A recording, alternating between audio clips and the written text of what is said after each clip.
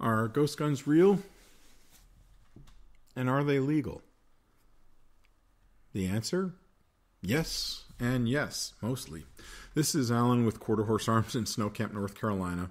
And this episode, let's talk about ghost guns. What are they and who gets to have them? All right, basically a ghost gun is a firearm that's manufactured by you, not by a manufacturer or someone like me who's a manufacturing gun dealer. So the ATF now refers to those as PMFs, privately made firearms. Is it legal for you to make a gun? The answer is yes, it is. But in terms of where the laws vary and what are the restrictions, check your local and state laws, even check the federal laws. I'm not going to pretend to be an expert about this, but unless it's changed recently, it was even legal for you to have a privately made firearm in California. They did have some differences, and we'll talk about those. There are two basic kinds of ghost guns. One of them's sort of like a semi-ghost, which is you don't want to buy a particular gun as is. You know, you don't want to have to buy the gun and then replace the springs or the barrel or whatever. You just want to buy the frame for a pistol. And then you can buy all of the parts, the trigger assembly, the recoil spring, the barrel, the slide, whatever. Now, if you were to do all that, it's easy. I mean, it can be a lot more expensive, but you're not buying a gun and then taking out parts you've already paid for to put in other parts you just paid for. But the frame in this case is serialized. So buying a stripped down frame is the same as buying a gun if you're buying a pistol, for example, or a revolver. If you're going for an AR platform, typically the lower receiver is considered to be the gun, and so the lower would be serialized. And a lot of people will take that kind of platform because, you know, it's very adaptable. There's tons of stuff you can put on or modify your AR with.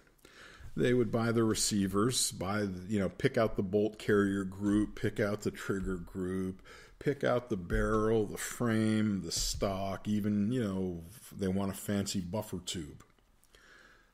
All of that can be easily modified, but by the same token, you're buying a completed receiver, which means you're paying for a completed gun part, and it is treated as a firearm, so you have to go through a gun dealer. So you either buy it from the gun dealer or you buy it somewhere else and then transfer it to the gun dealer for a fee, and we talked about this in a previous episode.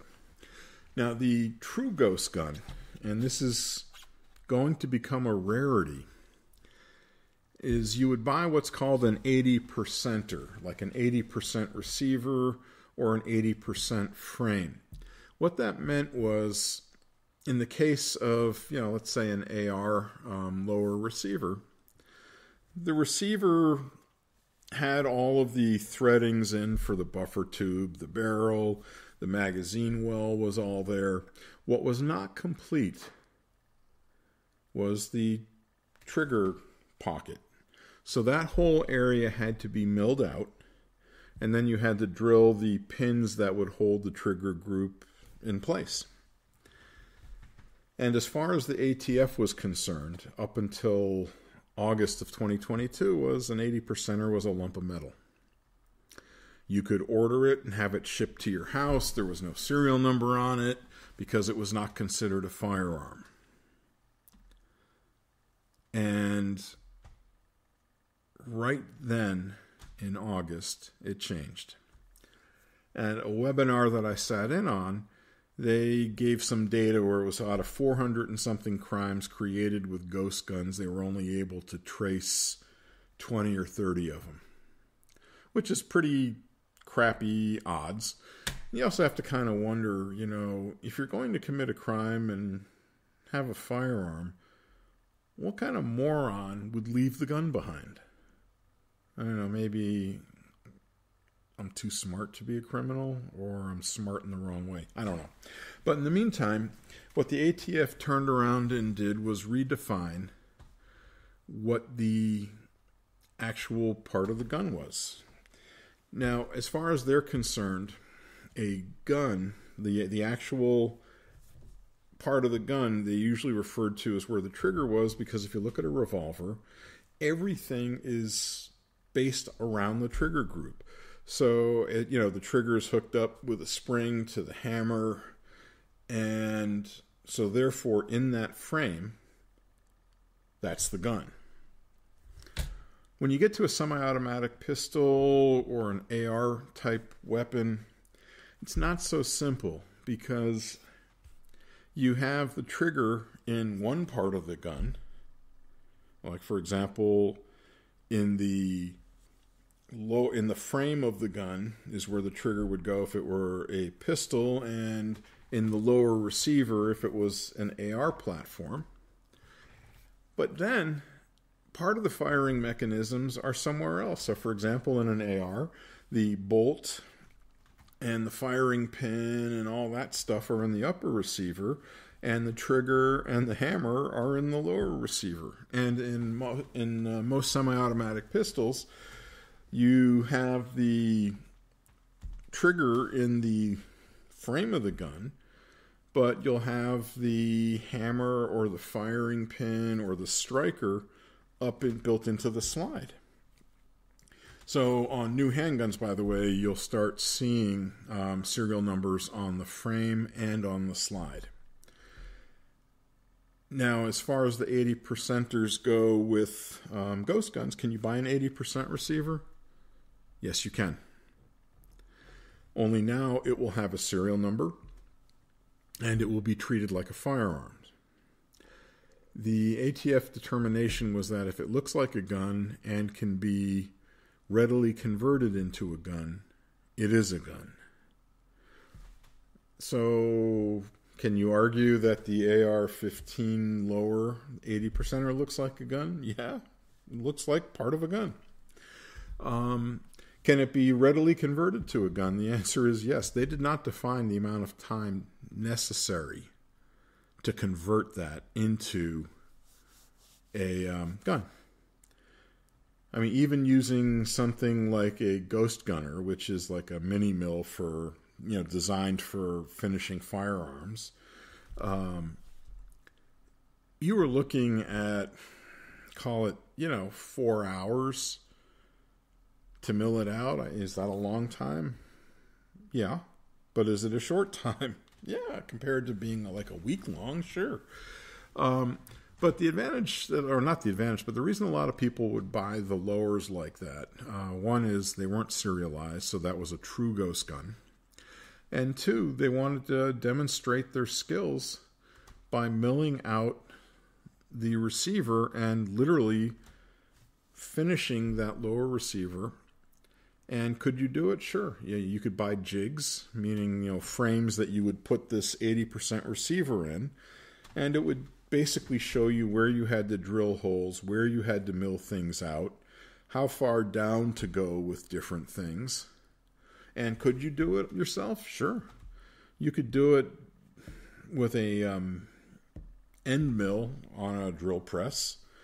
I did hear of one guy doing it with a hand drill, and that it worked. I have no clue what it looked like. But he did it. The issue people have right now is the fact that it's serialized. It's being treated like a gun, which means there's a paper trail. There are some people, that don't like government, don't like Big Brother, and I get that. And you wanted to make it yourself, and you didn't want anyone to know about it. That's cool too. Because when you went to buy all the other parts, you could have them shipped to your house. Nobody cares about the bolt carrier group, or the upper receiver, or the barrel, or the buffer tube, or even the dust cover, or what kind of frame you're putting on it, or a rail system. So only now there is a paper trail. And in another episode, I'll talk about what happens with paperwork and who gets what paperwork. But just the fact that somebody might have paperwork is enough to kind of skeeve people out. Do I think it's a cool skill to have?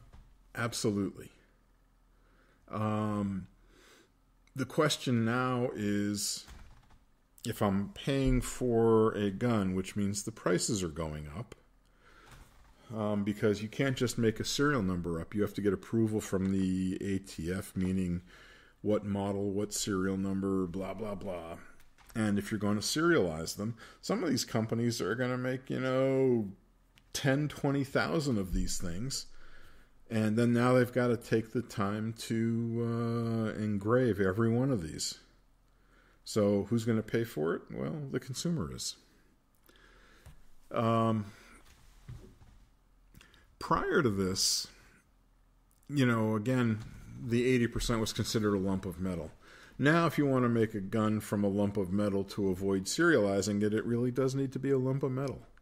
So if you can get an ingot or a brick or a block of aluminum, which is what most of the AR frames are made out of, or it's not frames, but receivers, and you have the skill to mill it down to a true lower receiver, more power to you, because no one will know where that gun came from. And, things are different.